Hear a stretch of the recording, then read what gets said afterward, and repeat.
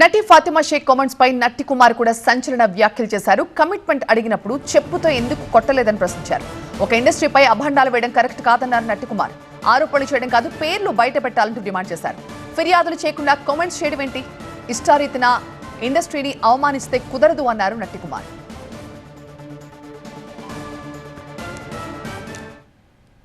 Commitment లేనిదే సినిమాలు చేయరు అన్న ఒక కమిట్మెంట్ కావాలని అడుగుతుంటారు. అందుకే నేను హిందీ సినిమాకి వెళ్ళిపోయానని చెప్పింది. ఓకే, ఆమె హిందీ సినిమా చేసుకోవచ్చు, భారతదేశంలో ప్రపంచంలో హాలీవుడ్ టాలీవుడ్ ఏమైనా చేసుకోవచ్చు.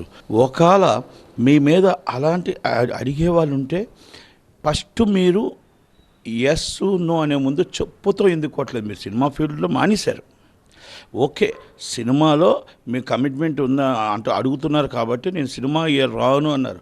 కానీ ఇంకొక ఆడపిల్లకి అన్యాయం జరగకుండా ఆ నిర్మాతను కానీ, ఆ డైరెక్టర్ని కానీ, లేకపోతే ఆ హీరోని కానీ చెప్పుతో ఎందుకు కొట్టలేదు? మీరు ఎందుకు పబ్లిక్ చేయలేదు? ఇప్పటికైనా ఆ పేర్లు పబ్లిక్ చేయగలుగుతారా?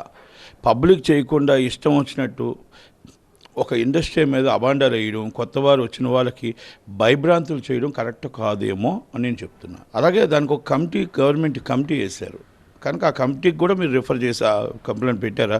లేకపోతే మా అసోసియేషన్కి ఏమైనా చెప్పారా? మీరు ఛాంబర్కి ఏమైనా చెప్పారా?